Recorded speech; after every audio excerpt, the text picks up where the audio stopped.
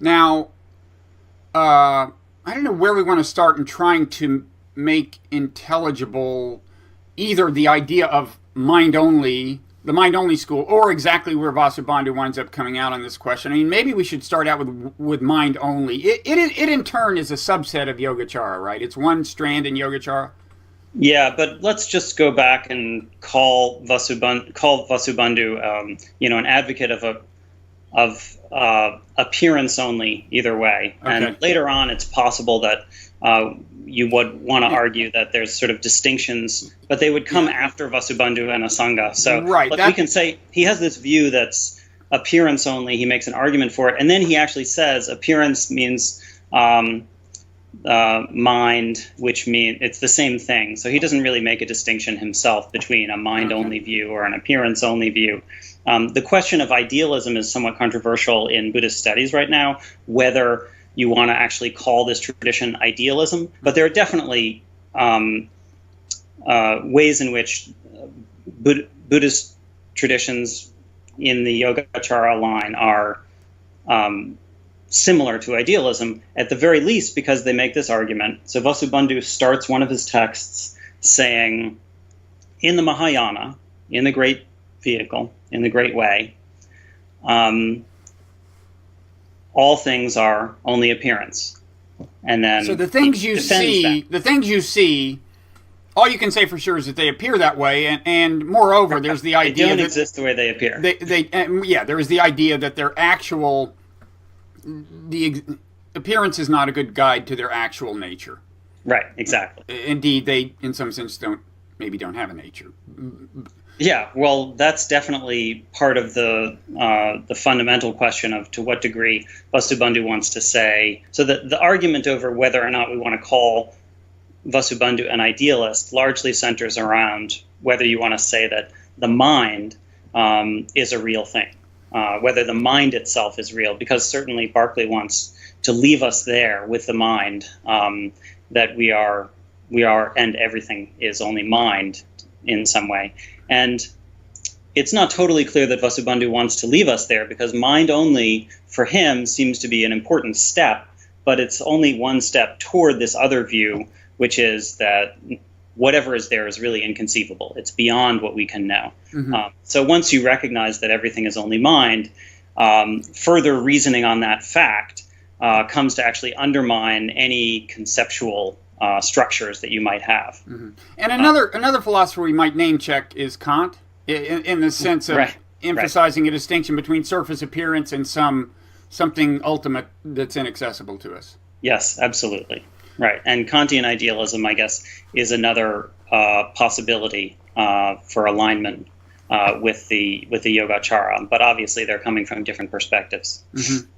And we might point out, we don't want to do any Buddhist bragging, but we might point out that Vasubandhu lived about a millennium, at least a millennium, before either Kant or Berkeley, more than a millennium. Maybe, now let's try to make sense of this idea that appearance is deeply, deeply misleading. An easy example is a rainbow. You want to talk about a rainbow, and then the challenge will be convincing people that everything's kind of like a rainbow in a certain sense. But people get that a rainbow's not quite really there. Right. So, I mean, we know that okay, so the example of the rainbow is very nice for... we all know that you can point up to a rainbow, and you could even say to somebody from a practical perspective, let's meet under where the rainbow's pointing. And you could say, there's a sense of it having a kind of spatial location, but only from a particular perspective. Once you start moving, the rainbow also moves. We all know that actually the rainbow isn't up there. It's not in the sky where it appears. It's a formation that's got to do with sort of water in your immediate area, right? Some kind of mist in your area. And it looks like the rainbow is further off or in a particular location that you can't, that'll change, right?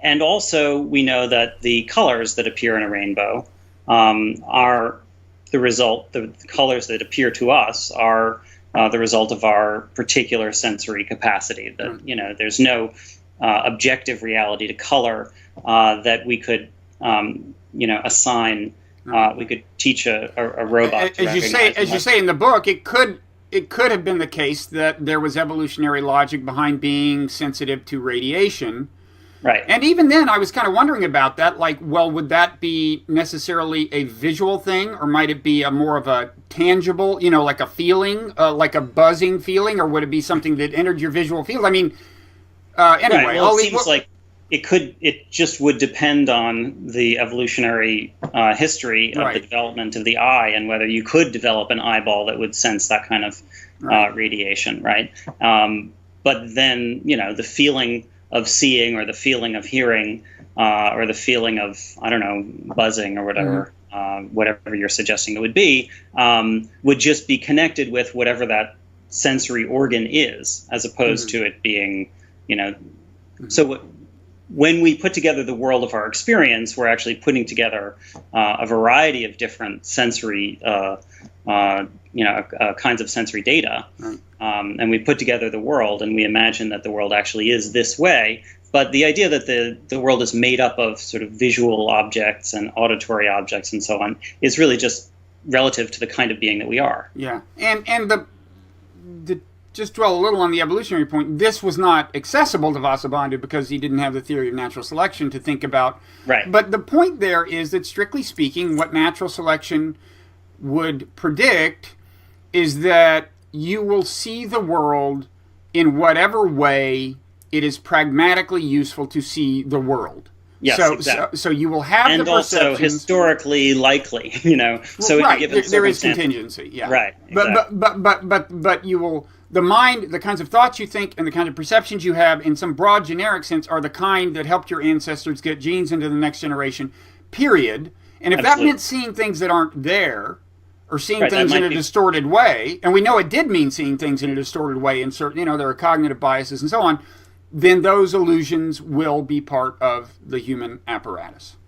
Absolutely. And, that's the evolutionary version of the story, and I think it actually explains a lot. From the Buddhist perspective, this is all described as karma, which, seems like a lot of sort of hand-waving, but if you think of it as sort of action, karma just means action.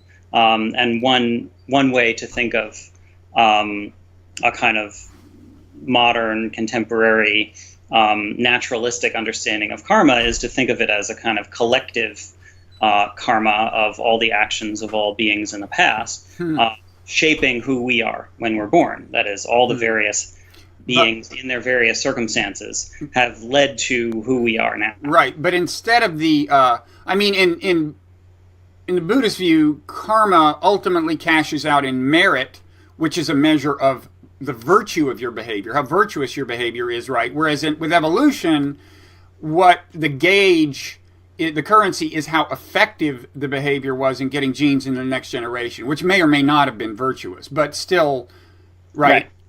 It could be red in tooth and claw, of course. Right. And it's important to remember that the virtue cashes out in Buddhism still in a kind of relativistic way, where something good, from a karmic perspective, you call something a good action because it has a good result. Everything in Vasubandhu's view is about cause and result. So what's real is measured according to what the result is. And the reason that you call something good is because it leads to good results in the future. So I don't know. I don't think we can, make the argument that evolution is good in that sort of moral way. But I think that the idea that what we do has results, and we can think about the moral significance of our actions, not just for ourselves, but for everyone else and in the future in a kind of karmic way, both at the minute level and in sort of larger social level, that makes sense to me. And our consciousness is the legacy of the behavior of our ancestors in a certain sense. Right, and certainly our culture is, right, in a much more evident way. People write books and people argue for ideas, and that affects the way that the culture changes and develops, for sure.